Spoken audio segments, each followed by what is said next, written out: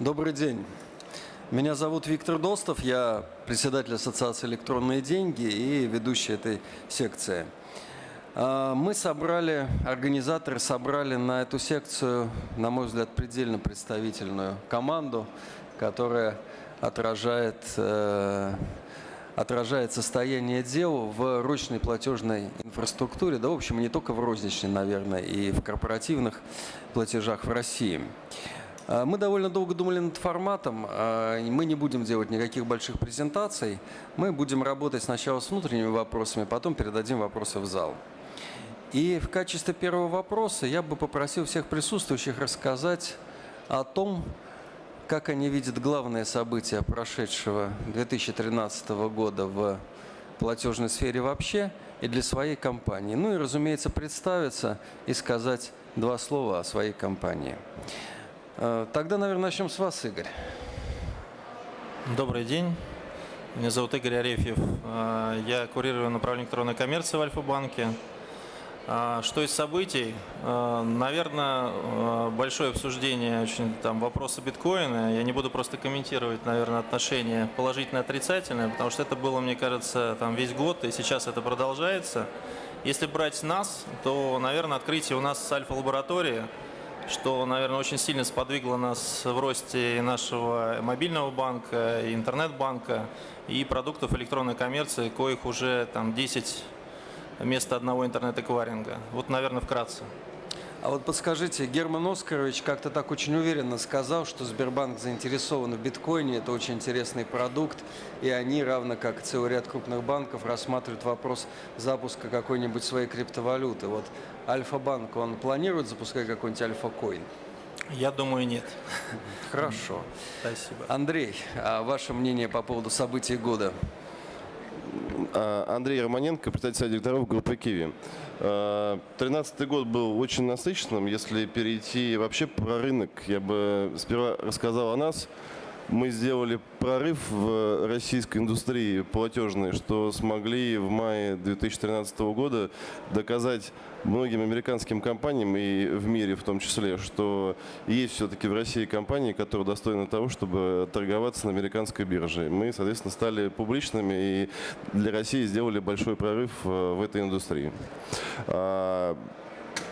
Основные внешние события, которые происходили, я согласен с Игорем, что тот год был под нашумевшей темой биткоина. Все следили, как он рос, как он падал, кто-то вкладывался, кто-то инвестировался. Наши отношения, мы как бы дистанцированы от этой валюты, у нас есть собственный кошелек, и мы будем в этой концепции развиваться. Спасибо. Андрей, подскажите, пожалуйста, вот вы сказали про выход на IPO, там, конечно, есть куча вопросов, собственно, как тактичных и бестактных, но я спрошу, может, не очень неожиданный вопрос. Что стало для вас большой неожиданностью, ну или большим таким озарением или новым знанием, которое получили в процесс выхода компании на IPO? Что было очень необычным, чего вы не ждали или, наоборот, узнали с большим интересом? Или что-то случилось, того, что никто не предвидел? Или это был абсолютно контролируемый процесс, вы просто пошли шаг за шагом? Был просто сложный процесс, а стало проще после этого. Мы стали легче проходить комплайнс у многих мерчантов, с которыми мы хотим работать в мире. Вот. Следующим мы передаем слово Марии. Наверное, мы можем все поздравить Марию с ее первым публичным выступлением в новом качестве, в качестве генерального директора Яндекс.Денег. Да.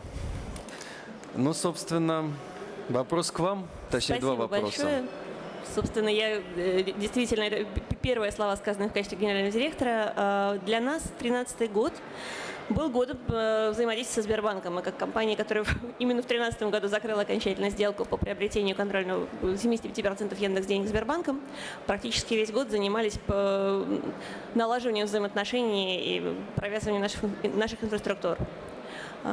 И если говорить о том, что явилось результатом этого, и, наверное, самым серьезным событием для нас, это очень серьезное изменение позиционирования самого сервиса Яндекс.Денег. Мы отошли от концепции кошелька, который надо открыть, и запустили массу проектов, которые рассчитаны на обычных пользователей интернета, чтобы совершать платежи за ЖКУ или совершать переводы друг другу, или принимать платежи не принципиально, в какой системе у тебя кошелек и чем ты платишь. Картой, кошельком, наличными, мобильной коммерцией. То есть мы в этом месте очень серьезно расширили саму зону пользователей, в которую мы целимся.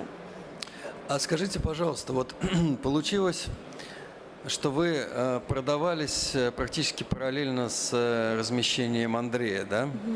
А вот скажите, пожалуйста, когда вы этим занимались, вы как-то оглядывались друг на друга, или инвесторы ваши говорили, вы знаете, вот PE-ratio у вас великовато, вот у нас тут сидит приемный QIWI, у них-то PE-ratio как у людей, а вы тут написали черти что. Вот у вас, это к вам и к Андрею, наверное, вопрос. Вы как-то так, был у вас какой-то... Нас очень сложно сравнивать, совершенно разные сервисы на самом деле, потому что система QIWI, несмотря на то, что кошельки и у Яндекс.Деньги, и у QIWI есть, они на совершенно разную аудиторию опираются и с разной инфраструктурой работают. А вот у нас даже способы разные по аккаунтам. Если в Яндексе e-mail логином, а у нас номер телефона. То есть вы хотите сказать, что инвестиционные аналитики, они так глубоко понимают? Мы, наоборот, больше помогли Яндексу, чтобы Сбербанк их купил и подороже. Хорошо. А можно тогда спрошу неизбежный вопрос. А помог ли вам большой Яндекс? Вы все-таки были, наверное, второй, давайте скажем, третий после мейла высокотехнологической российской компании, такой электронно-платежной, интернетно-мобильной, выходящей на публичное размещение. Вот когда вы размещались, аналитики сильно оглядывались на Яндекс? В основном и до сих пор все смотрят на Яндекс, Mail, потом добавляется Люксофт, EPAM. Основные 5 игроков российские, которые в этой индустрии смотрят. Конечно, сравнивали с показателями, которые есть на российском интернете, но у нас они получились при старте больше, а потом, соответственно, еще лучше. Хорошо. Николай, вы, наверное, теперь готовы, вы послушали, что рассказали все остальные. Для вас тоже биткоин стал остальным событием? Знаете, наверное... Для нас, давайте я для начала представлюсь, меня зовут Николай Zhmurenko, я генеральный директор и сооснователь компании SmartFin, больше известный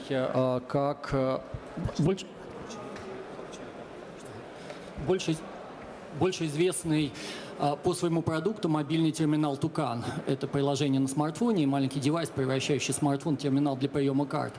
Вы знаете, биткоин это было интересное событие, интересно было следить за вот этими горками, взлет, падение, такого немножко странного образования. Если же говорить для нас, для нашей компании, прошедший год это стал первым годом коммерческой эксплуатации нашего сервиса.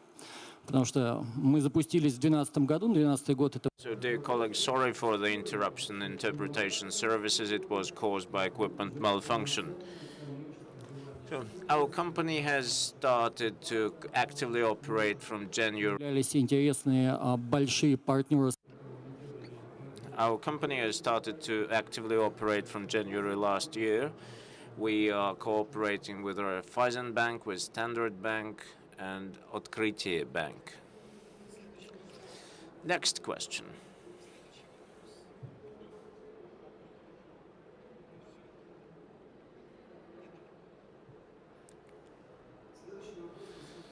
So the next question will be mostly about what Nikolay has just said, the card acquiring. This area has been properly explored, and it has been stable for decades. Можно провести в магазине карты и, собственно, оплатить товар. Значит, потом появились...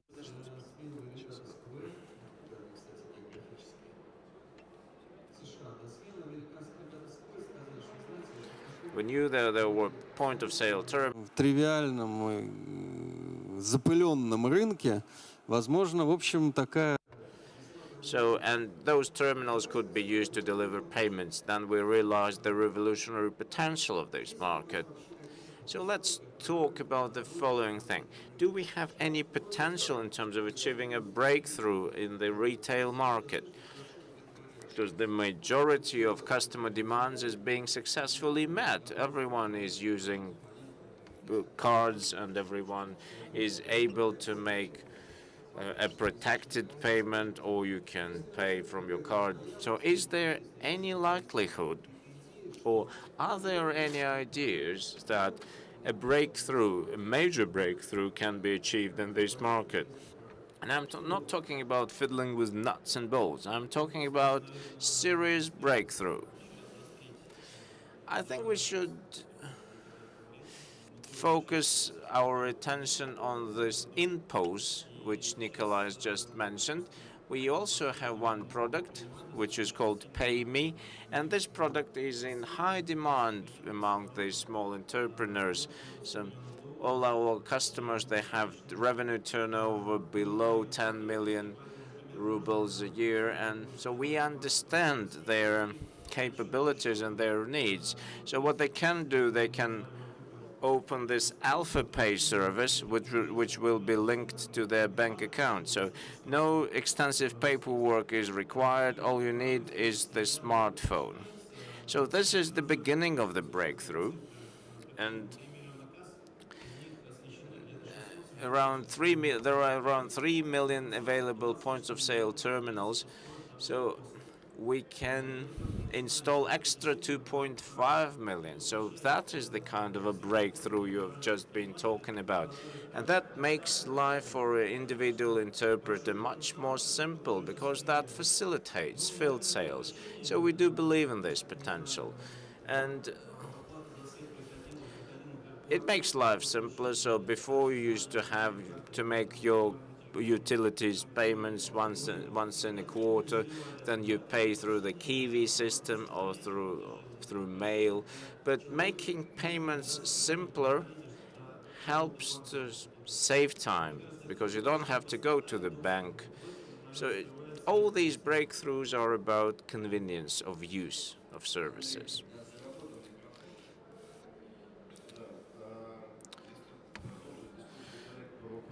And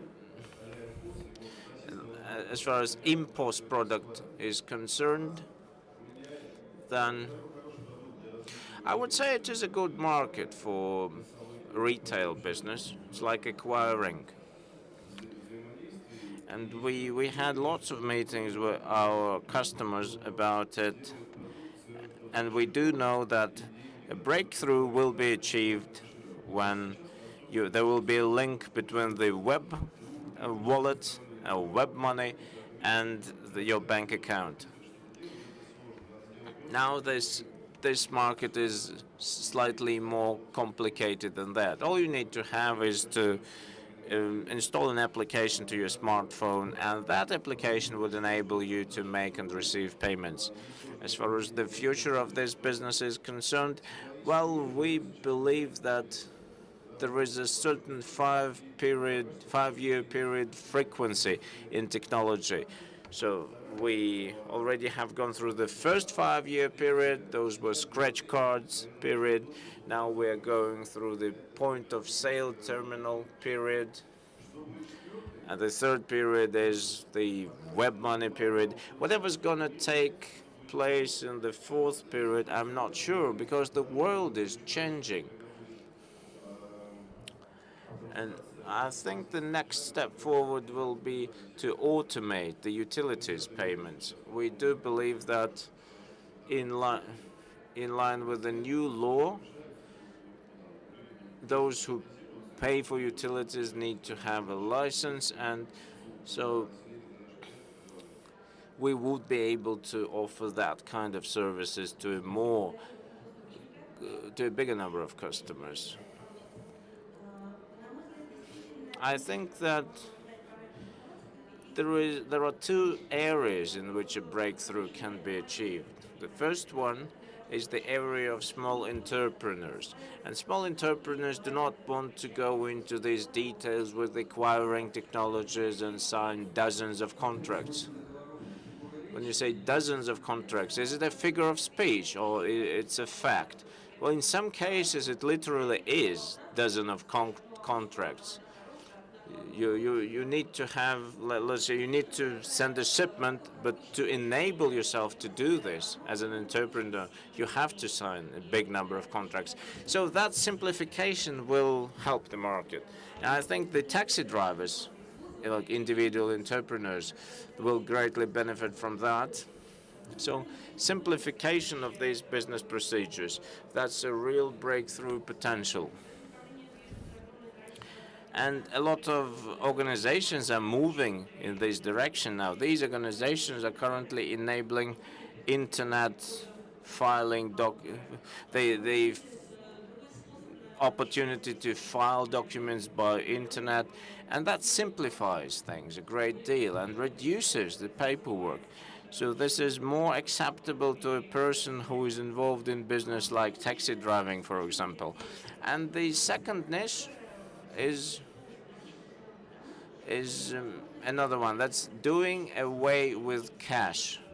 And because we mostly make cash payments, simply because it is impossible to enable that many cash or card transactions. So those things which are related to utilities payment automation will change the customer experience. And next year, we will not be making specific payments.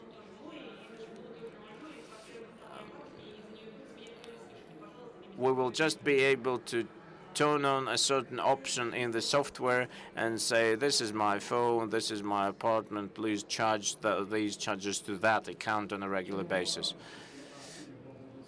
And when we talk about our impulse market,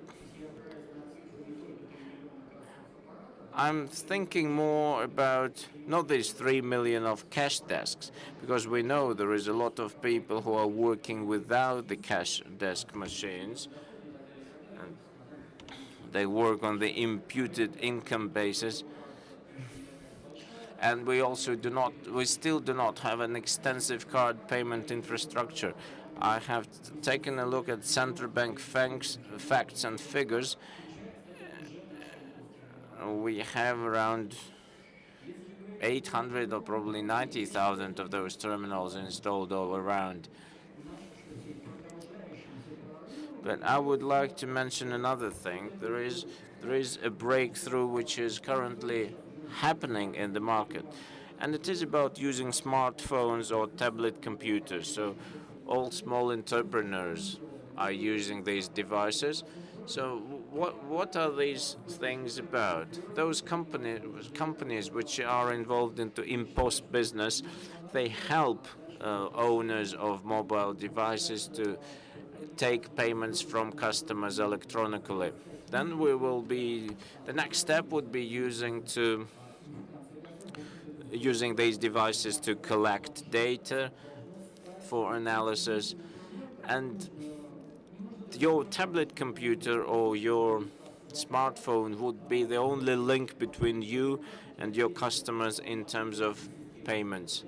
And all you need to do is just to upload a bit of software. So that's one area of development. And another area of development is simplifying the payer's life.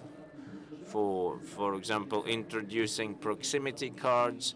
And it was an event of last year when Bank Tinkoff Bank managed to introduce a software that uploads the details of your bank card, and you don't need the bank card any longer. You can just use your smartphones to make payments. So that is making our life more convenient.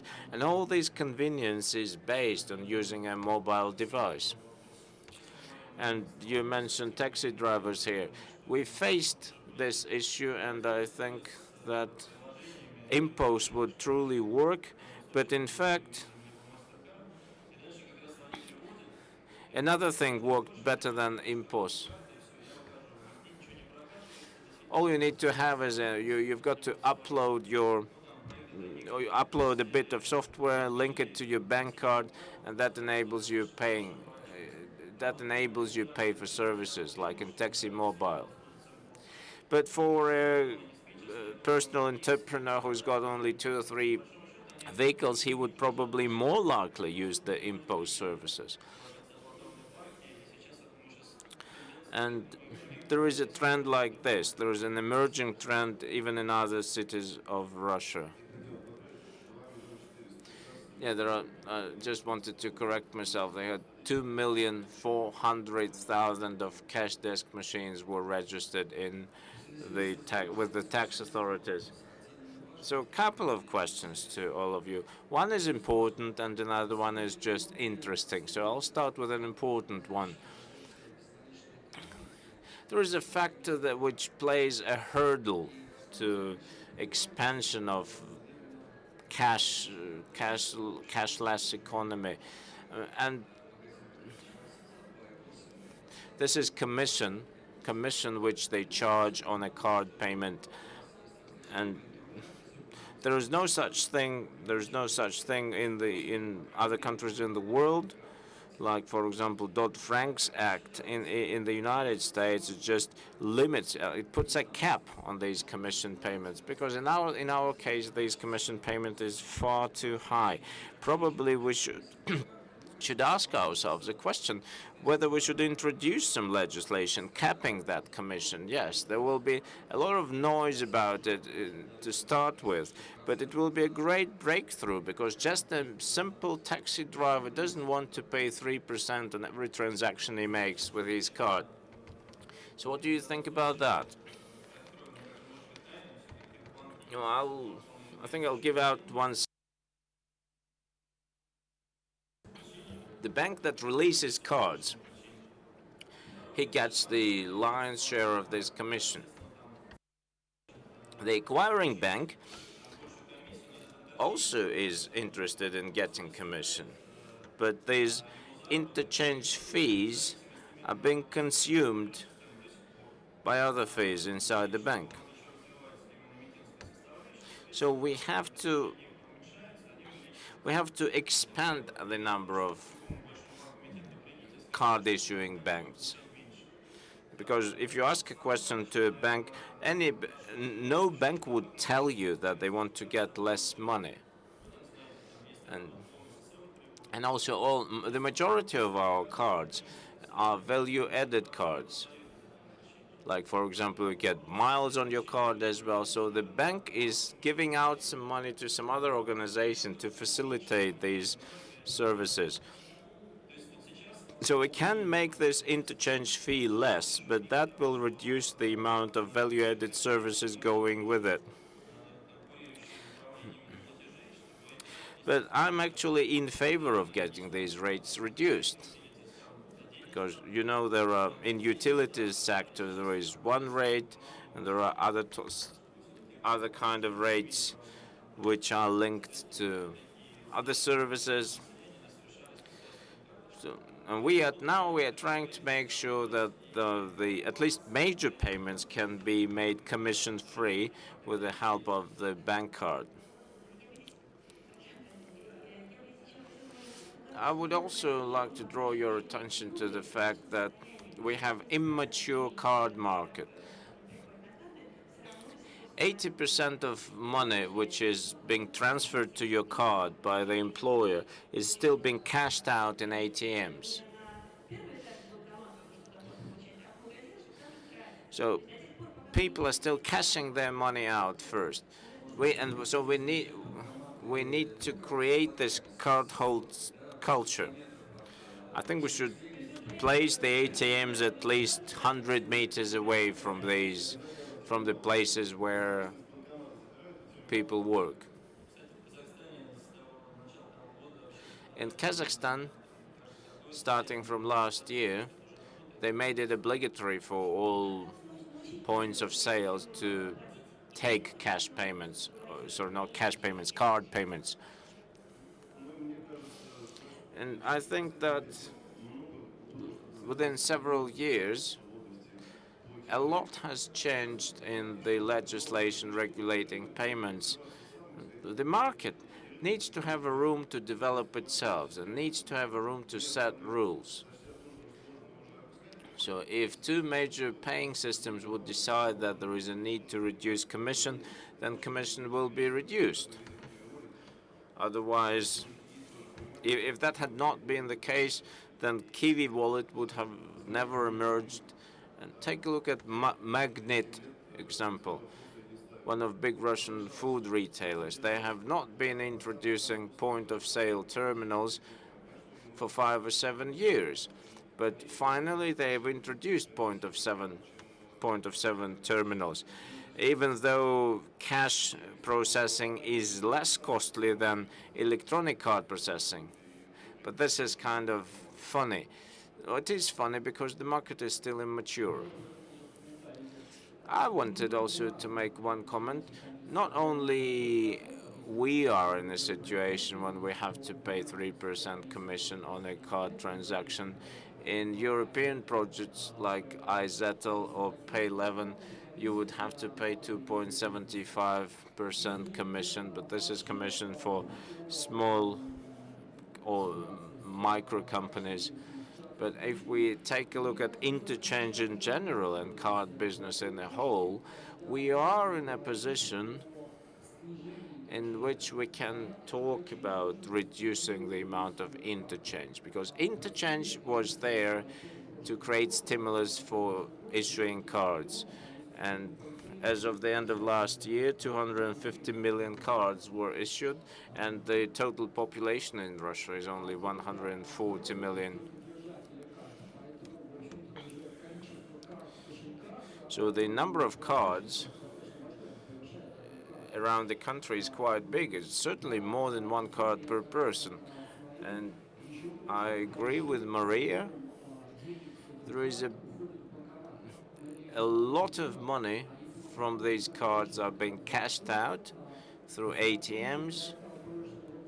And for the third quarter of last year, 58% of card transactions were about paying for something in internet shops or just offline stores.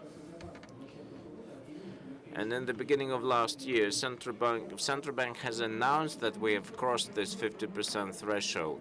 So that indicates the fact that our consumers become more and more accustomed to the idea of making card payments, but they still cash out a considerable amount of their funds. And Вот эта ситуация показывает о том, что уже можно говорить о понижении интерченджа. In the situation like this, we can talk about interchange, and it should be done in a very meticulous manner. And as an acquirer, I would afraid of some drastic measures, say, which prescriptions to decrease interchange dramatically, because these card activities will, with value-added cards, with cashback cards, these mile accumulation cards, they actually incentivize pay using them. I am in favor of reduction of interchange, but more careful approach to it. But we believe in e-commerce. E-commerce, we believe that we can pay for amenities and by using the card, and you fly somewhere and nobody will disconnect your light. So if the population pays the current payments, then they will use cards more often, and still paying for gas, electricity, and this, and then they will think about paying for the telephone and increase these automatic payments, and it is quite big prospects there. So it's again one window story, and even if you pay for some for energy, or still you will have to pay everything online, and once it becomes available, it will change behavior. And in St. Petersburg, we launched a number of projects with older citizens and young school children, and they have no idea about paying. So they just think about using it as a key to ATM, and that's it. But we started to talk about legislation, and just imagine you have a magic wand and you can issue a short law with regard to payments. What would you suggest? Well, I believe I will do it as in Kazakhstan. And again, a person need to have a right to pay it in different ways, and the seller should be also be capable of taking cash. And before launching it, even with the magic wand, you need to prepare such way that this convenience should be obvious. And otherwise, I agree with Maria. Many people are not aware about using the cards, and probably we need to explain it, to have a campaign. If we have a prepaid card, and it should be linked to Cap Store or Booking. It also ensures safety. I believe that this training is the key here. Education is key, and quite often the legislators are not accepting this, and therefore the future lies with the education.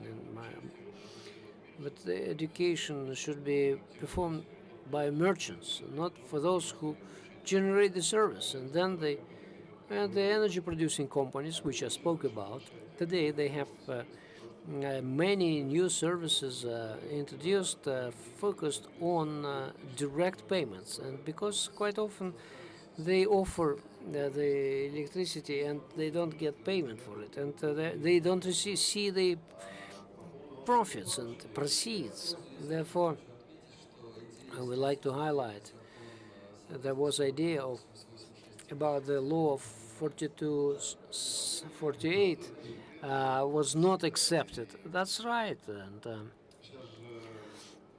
and today this law includes all the 6 digital numbers, and in second or third reading, this law can pass as an offering, and that will be really magic if it is enacted.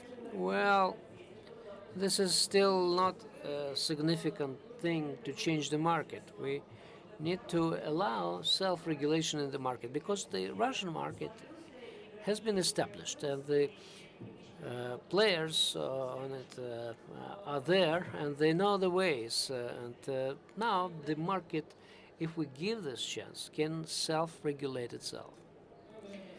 Well, I would not address only the law, but just amendments to the law can be the way, and in order to make life of entrepreneurs easier. I like the idea practiced in Kazakhstan, where it was the law introduced to accept cards.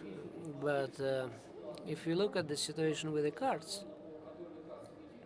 and there is a law on cash payment, it actually equalizes the paying cash and the cards, and therefore one of the ways, like electronic payment, and still cards surprisingly becomes equal to cash payment, and you need to acquire very expensive equipment, and this is quite strange. I believe that we can introduce other things to introduce cards among merchants. I would like to switch to the interface. I believe that I, as a moderator, would ask myself, what will be the best breakthrough last year? I would say it was a Google project with a payment with face recognition. And the obvious nature of this idea is apparent. And 95% of my transactions are in shops or in restaurants, and why shall I always have the card and or give my finger to press? But once I have this card registered, then I come to the shop and they recognize my face and they show one green button and I press this button saying that I am Victor, and then I leave with the purchase. What about the interface? Is there any new developments with the interface? Can we expect any breakthroughs in this field? I believe that I like the story you just told us, but once we need to have more points of transactions, and in BP this payment story is limited by 3,000 rubles, and we can also introduce the marks, which we spoke about previously, but who will actually provide equipment for it and for this proximity payments? At least we need to start with these payments, and later we'll have some startup which we are not aware of, and it will create a story which just needs implementation. Something is in the air, but at least we need to start with equipping SME sector with the proximity payments. That's my opinion. With regard to PayPass, a lot has been said. Visa, Masterbank invested in it. In some retail outlets, it is available to simplify payments, but this is yesterday's technology. What Google actually offered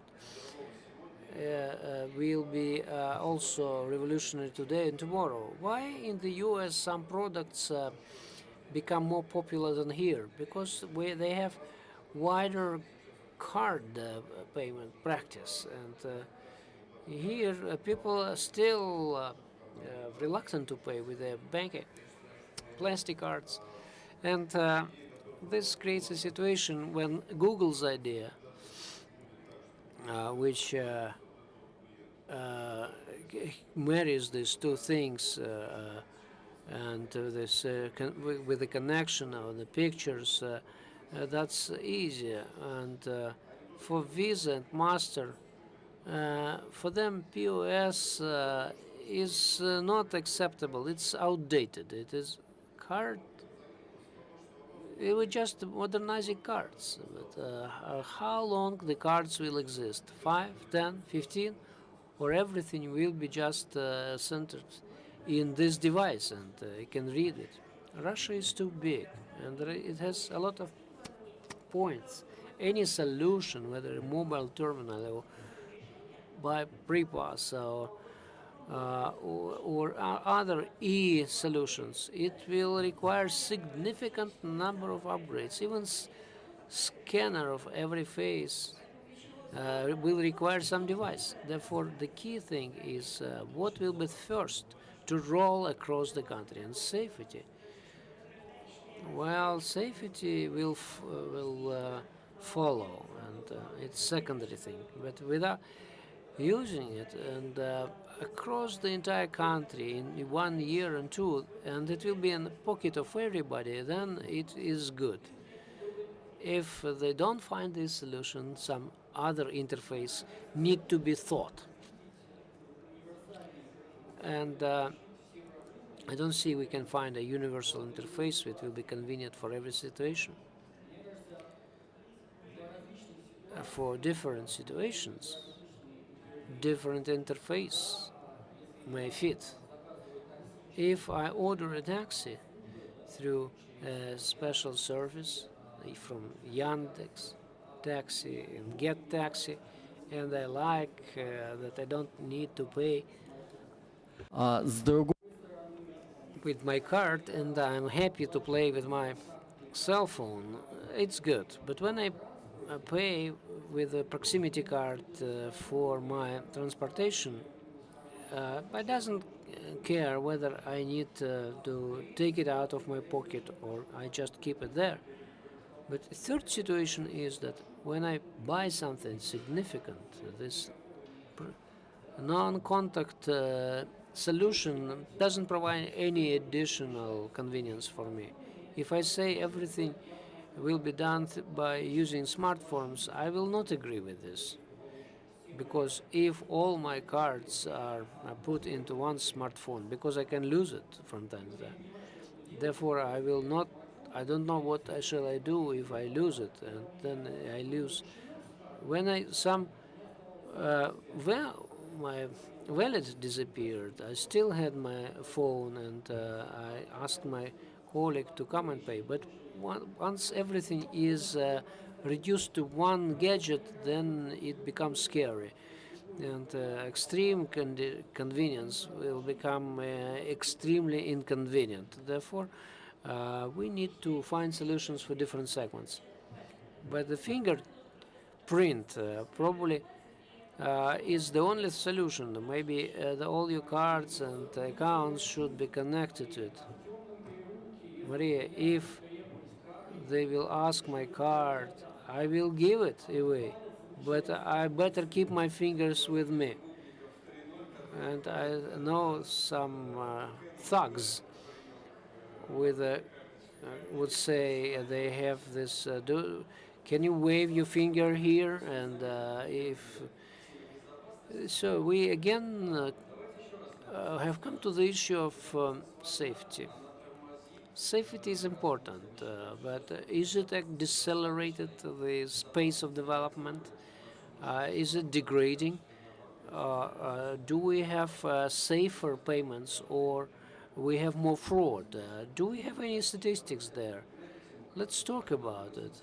Shall we actually address this issue, or it is just a matter of technology and it doesn't require any serious thought? If we talk about e-commerce and proximity payments, card payments, Alfa-Bank doesn't allow this land acquiring, and 2 years ago we have sold this thing. And if you pay from the mobile version of the site without risk management at a proper level, you cannot do any business. Therefore, A is processing, and it should be safe for the customer, and risk management at second. And apart from filters and settings, you need to have a manual thing, and we have a group which work 24/7 and who work with particular transactions, and they are catching some transactions which a robot cannot recognize. And one shop can sell, say, air tickets, and another sells flowers. And you see, if they cannot work in this field, they shouldn't do it, because selling air tickets are quite risky. And if you get connected to a company which is potentially bankrupt, you see, all chargebacks will come to acquiring back. Therefore, the level of security should be different. Therefore, and it will lead to different situations with finance. And apart, it's taken all together, lead us to a product which again need to provide convenience to us. So, talking about ourselves, in 2013 we had a turnover of $3 billion of processed transactions, 6 hundredths of a percent is chargebacks, and we are learning because they find loopholes. Without proper security, you should not even address this issue. If we don't have coding, and we have already in CIS countries where you just they take a card and you have Android device, then you just need to reissue the card afterwards, because Visa has certain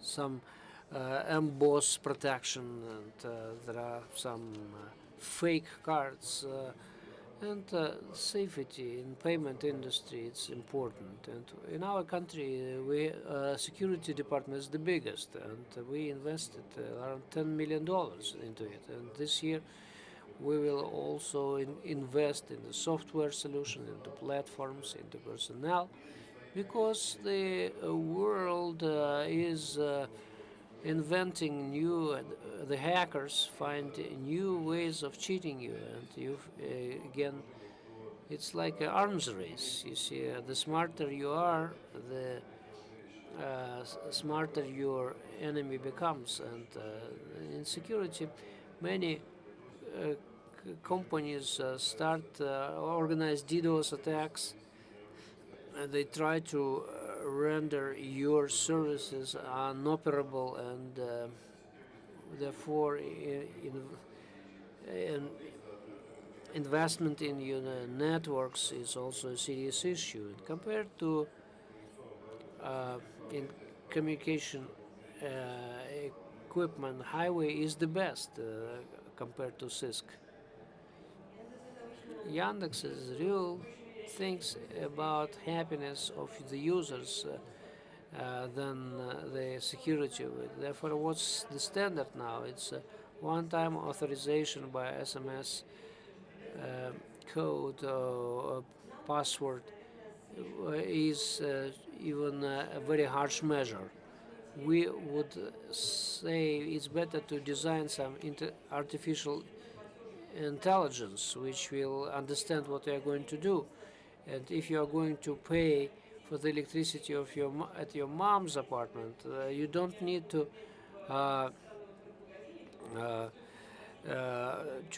ask permission for it. But if you are buying some jewelry in a strange internet shop, probably there should be some checks arranged. And therefore, we believe that next year we will introduce more open, more convenient solutions. So, and what do you mean by this? It's banks switch on 3D security, and you build the intelligence, but you cannot impose on the bank a policy of the use of cards.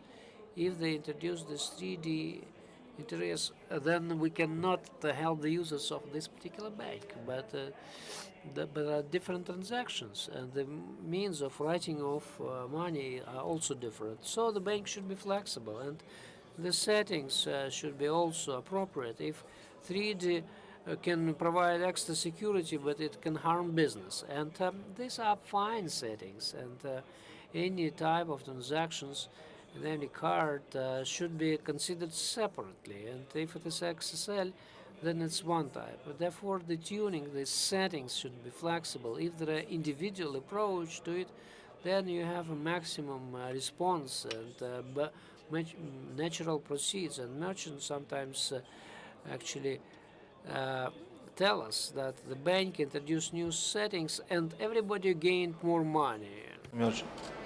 Because the bank is interested in handling more and more transactions. And a good surprise to me was to find out that our bank has altered a setting like 3D SEC, and I wasn't able to make any payments by my card. So I'll rather side with Masha as far as this thing concerns. Safety issue is an extremely important issue, and in some cases, payers do not always understand the extent of risk, and the risk is always there, no matter how small it might be. Even if you cash out your card in the ATM transaction can be also quite risky, because there are technologies which let which let fraudsters to copy your card and to photograph your PIN number, or there are such things like fake ATMs, for example. And in Russia we have similar things like this, or there is a fake ATM that has nothing to do with the bank. And if we talk about our service, then when we create some innovation technology or innovation service like impulse service, for example, we have to ensure safety of transactions, both hardware-wise and software-wise. And we debated this issue for quite a long time, and we thought whether we should just invest less into this technology and get devices without encryption. But we decided to take the more difficult and more expensive option, and we have never regretted about doing so. The market is still developing, and safety products are in demand in the market, and Visa and MasterCard payment systems, they are ensuring their security. And first, MasterCard has come up with both best practice technologies, and most of these programs are about safety and security. When the laboratory checks the devices and all the entire ecosystem in which this device is operating, because merchants sometimes ask us, when you have a chip-enabled card, why do you need to sign a check? Because it is related to security. So it is important, and I agree with Maria in this case. There is a need to achieve the balance between a safe transaction and convenient transaction, but we should always keep safety in mind. I think we can start drawing a line under our discussion, and for this purpose I will ask you a general question. Several years ago, probably 5 or 6 years ago, we had a clear opinion that Russia is taking its own way in terms of enabling payments. We had Yandex.Money payments, we had card payments, so we believed that Russia was completely different from Europe and the United States and the rest of the world. Do we still retain this vision, or in other words, what is going to happen with the Russian payment system? Will it gradually lose its individuality and become completely alike Western systems, or Russian specificity will still have its imprint on the payment system? So what do you think? I think that Europe has got a very extensive card system developed. So, and when you do have this card system and culture, you don't need to develop technology, because. But, for example, in Europe, you will not have an option of P2P, the transfer from card to card, P2P transfer. But in our case, you can do that. If you know the number of your friend's card, then you can wire the money directly to that card. Or, for example, my card is linked to my social network accounts. So just press my button, and that enables me to send my friends some money. American social networks even have no idea about the fact that that can be a monetizing option. So the Western world is in the situation when they have a comfortable life with their banking cards. And in our case, we have bigger potential. We have services which do not exist in the Western market. I would agree with Igor. Russia is becoming more and more innovational country, and we are become trendsetters as far as new products are concerned. So the question is, what is going to happen next? And I think the company that makes the right bet on the payment system type or the payment type in general will become a millionaire or billionaire, because more and more companies are currently trying to automate their payments. I think this tradition to use cash is not a unique feature of Russian people, because even in Italy and in some other Western countries, they are trying to go away from these cash payments, and cash payments account for an extensive part of their all payments. I just think that it is about simplicity of business. For example, it is very difficult to make a bank transfer from one account to another account. And this difficulty is justified by all these regulations that we have. This is why we have to make all these innovations, and this is why we have to think about ways to simplify technology, like email money, for example. So we have a very good motivation to innovate. And there will be lots of these inventions and lots of these innovations which move us forward on the way of simplifying business. Well, I wouldn't say that these innovations create a specific way of Russia. And these innovations are quite different from each other. And until we see substantial changes in our infrastructure, these innovations will not make a big effect. I don't think that Russia is going its own way in this payment industry, because all borders are open and all market players know each other quite well. And it's not a secret to us that we are copying some American projects. We're copying and pasting them into Russian reality. But there are some significant differences which are based on the type of nationality, I will say.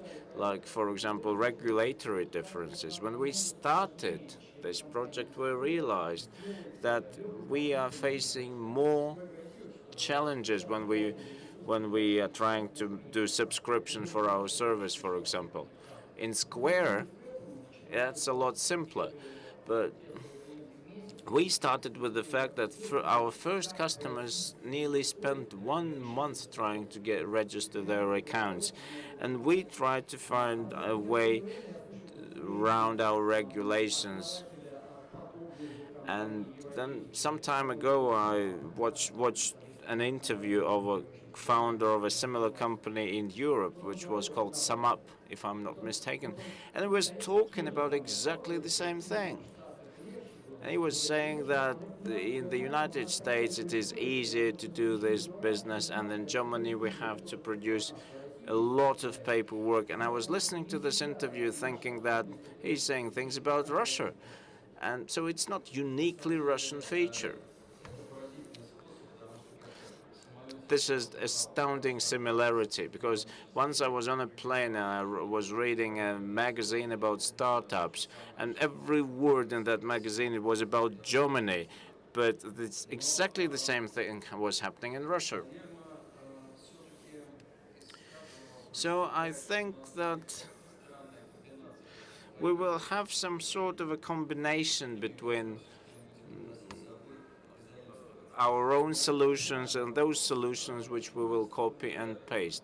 And the most important question, I think, who is going to drive this process? Will that be done by innovation companies like Square, for example, or that will be driven by big banks and big players of this market? Those traditionally sluggish companies like Visa or big banks, they started to hugely invest into these technological solutions. For example, P2P transfer, that was always a feature of electronic money. Then everyone all of a sudden discovered that there are card-to-card products, and Visa and MasterCard is becoming more and more active in the field which was traditional for Yandex.Money and other electronic money. So what is your take on this problem? Do you think the change will be driven by small players, or rather it will be done by big companies? Well, first and foremost, I would like to say that we have our own niche in electronic market. We work with medium and big customers, and we simply lack resources to go into this small enterprises market. So this electronic market, we're not against it, we cooperate with it. And we provide services for toppling the cards, and we do this card-to-card service. So you can either do the acquiring or you can do P2P transfer. So you will still have to go to the bank for this. But anyway, it's quite simple. Also, we believe that our main competitors are IT companies, not banks. because our e-business is getting closer and closer to the business of these IT companies. And we are spawning off our startups, like small applications, transfer enabling applications. So I think the future belongs to these small services, because we are now turning into a standalone company which is competing with IT companies. That's the future, I think. And if we are, well, bearing in mind that we are talking about innovation, then IT future is very closely linked to general future, because IT jobs are those mostly in demand in every recruitment site. And IT people are becoming more and more, let's say, hungry for good salaries and good offices. So there are a lot of players in this market. I would say there are electronic money, payment system, bank, transfer operators. So when Tinkoff releases an application, that becomes an event. And I would also like to praise Alfa-Bank for their application. I liked it big time. And there is a room for every company in the market. And because the revenues there in the market are quite small to be fighting for them. And the more innovation we see in the business world now, then the more transactions we will have, because our businesses are structured around P2P transfers and merchants. Well, I think it is up to the final customer to make the choice, because the end customer would not want to deal with 15 different payment systems. So those market players and service providers who would be most flexible and most responsive to customers' requests, they will become the payment systems of choice. And whether it is a startup, or whether it will be done by a state company, or whether central bank will get an idea how to do that seamlessly. Like, for example, central bank in Poland made sure that all the bank accounts are unique, and it has made it extremely simple to make transfers, like in Facebook. And, well, I would say if we are looking for the driver in this area, whether it will be a big bank or it will be a small venture company, I think that this projects in this area will be driven by small venture companies, because a bank is a heavily regulated bureaucracy. Well, in the positive sense of this word, but anyway, there are things which bank is simply unable to do quickly. So this is what we are trying to tackle. But on the other hand, talking about mobile payments, well, you know, it is impossible to do away with the bank. So we cannot access Visa or MasterCard directly. We have to do it via a bank. And we cooperate with banks, but it looks like we operate in different universes, because what is very slow for us is extremely fast for the bank. So it will be driven by small venture companies. And then, like it is happening in Alfa-Bank, for example, or this is what Sberbank is trying to do, then big banks would develop innovational laboratories inside their own structure, which will be operating slightly different from this big and over-regulated structure. So they would have a chance to test something really quickly and then make decision whether it is worth moving forward or not.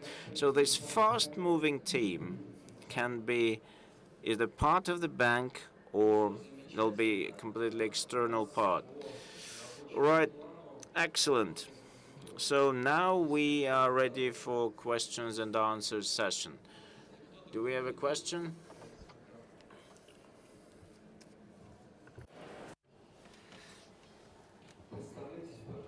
please introduce yourself. If you want to ask somebody namely, please.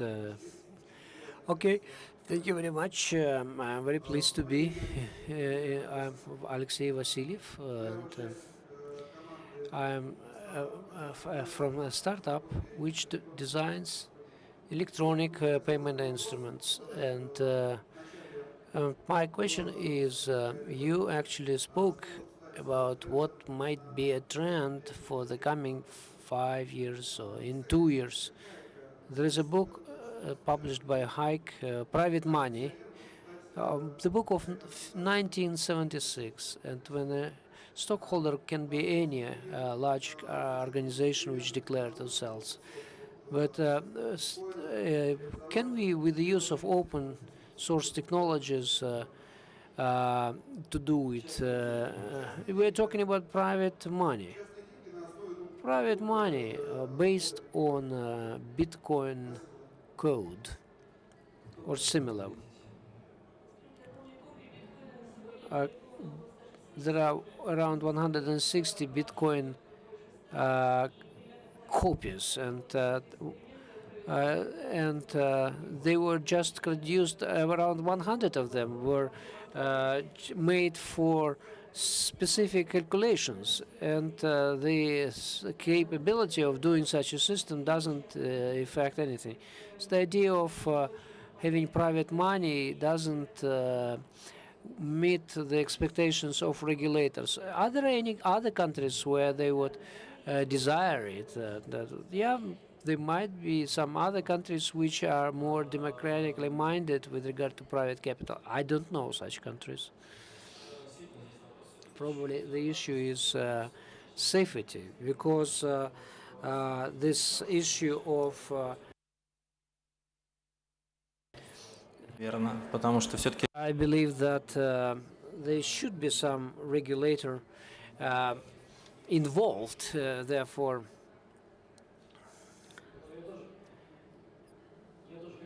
I would also like to comment about it because I'm afraid of this idea of having money without a regulator. So I believe in G7. They have enough currencies in this world. We have another chance now. Some other questions?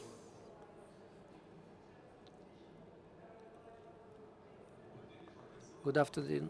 I am Ivan Kirsanov from Ivanovskaya region, and I'll ask you a question. Maybe it's a layman's question, but what about this limitations of unauthorized electronic payments? In some, this is the threshold that affects us directly, because we are our items cost around 10,000 rubles, and we sell it in the internet, and then a person wants to pay for it, and they need to come 10 times and to pay for one item. So once this law is introduced, what will be your assessment of risks of this e-payments, and what shall we do in this case?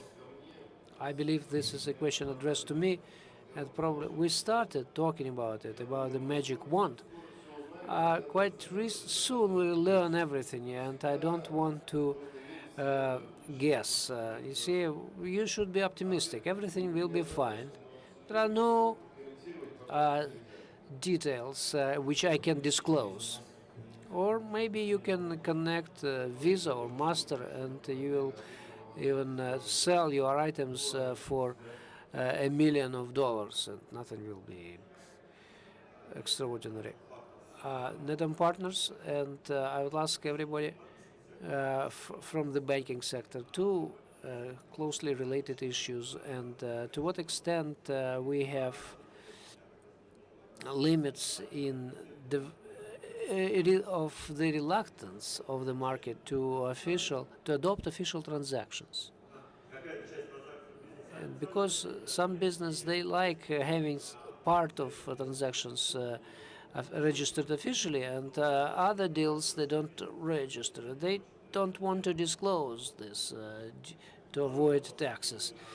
And the second question is the recommendations of Federal Anti-Corruption Agency, to what extent it limits the e-commerce or e-banking and mobile banking, and how can we find this balance between the security issues and the convenience of a customer?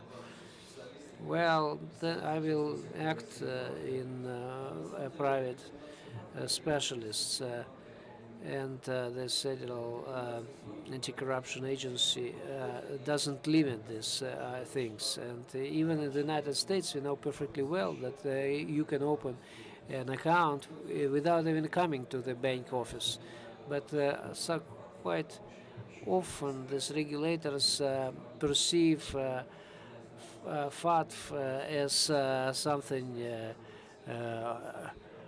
demonized, and we need to explain what it is. And with regard to your first issue, my colleagues will answer to you. And small entrepreneurs have a lot of conveniences now, and for 6 months already we have no limits on payment for your operational activities. It means that Mosэнергosbyt is for Moscow, a company which collects payments for electricity, and at their site, any partner, even a factory, may pay their services from the personal account, and they come to you, and this is just a regular situation. They just swipe the card, and that's it. And next day they receive money. And once the code is confirmed, so this is the way a small businessman can sell their products. And then we have also cards linked to a particular account, and you want to collect some cash. Say you don't want to have the armored car to collect 50,000 rubles, and you can actually pay online, and once you have a proper account. And there are a lot of products now to pay with a corporate card for your operational activity, and this opens B2B sector. This you can pay to each other. You just link two cards, and even a factory can pay by linking its corporate card to electricity or company. And from the 1st of next month, you press the button, and they will collect your money. And you see the local companies well, we can run into a situation when people will be reluctant to pay. So sometimes it is not that critical. You see, Square, they keep it 2.75 interest, and interchange for them is some dozens of percent. And a regular business bank will not come there with a terminal. If they come, they will take subscription fee. Therefore, you can actually get connected and receive a payment. It's not like the story about the magnet chain, and they have their own solution for these payments. It's another niche. Therefore, what we offer is a convenient, and it's proven in the US market. And about shadow market, if they can not get registered and pay our 6%, which is quite liberal, and 9% for dividends is nowhere available. And if they don't want to pay this, no technology can help them. Certainly, it's a personal matter for everybody. The tax system here in Russia compared to the West, it's a drastic difference. But to what extent? But there are no evil wonders. 6% is good.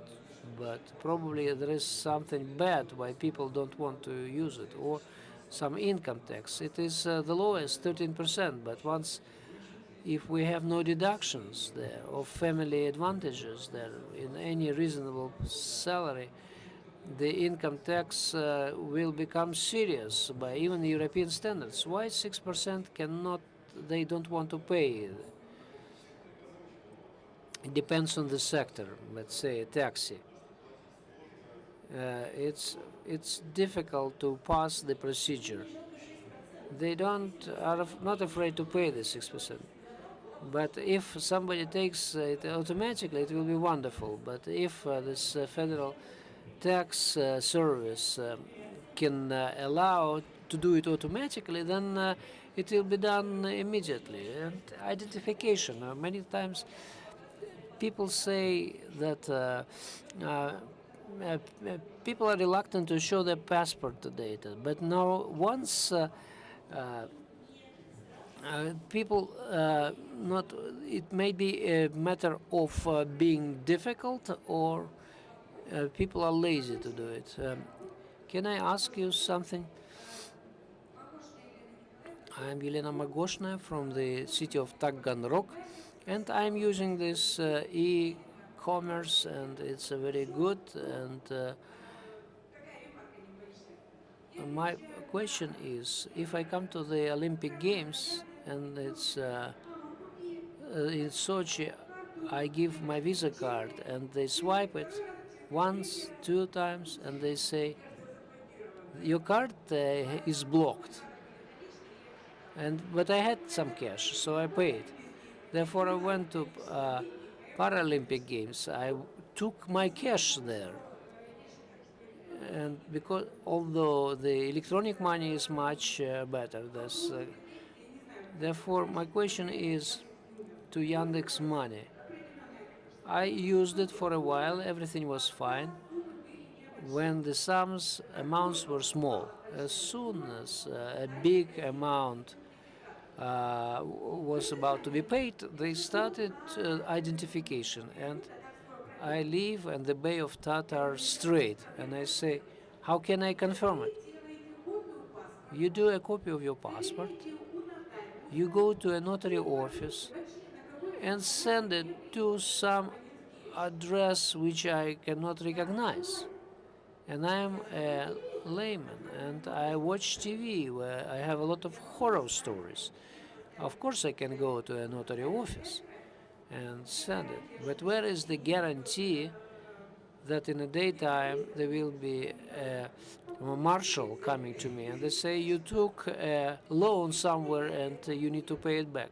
Therefore, I will naturally avoid doing it. And soon I move to Taganrog, and then I check it once every 6 months, and they say yes, you can do it.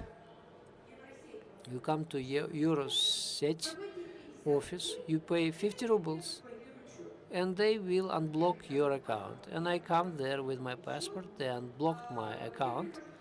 I come back home, and they took away some more amount of money from my account. So in Alfa-Bank, I will have even interest to keep it. But I had the money for 3 years, and I lost for inflation. But they took still some 150 rubles. For what? For just keeping my money? For that just showing my ID card? It's another example that it is, you can show your passport, but the place where you can do it, it's easy. It's not that easy, and it is inconvenience. And Eurosset probably took it for just seeing this your passport. But Yandex, okay, let's move this issue. We understood your concerns and talk to Maria, and we are talking about electronic money is quick and reliable, and the truth is different. Do we have any other questions from the audience? As I understand, there are no further questions. And the time is up. We are 4 minutes late. I believe our keynote speakers will stay, and you can talk to them directly. And I wish luck to everybody. Thank you.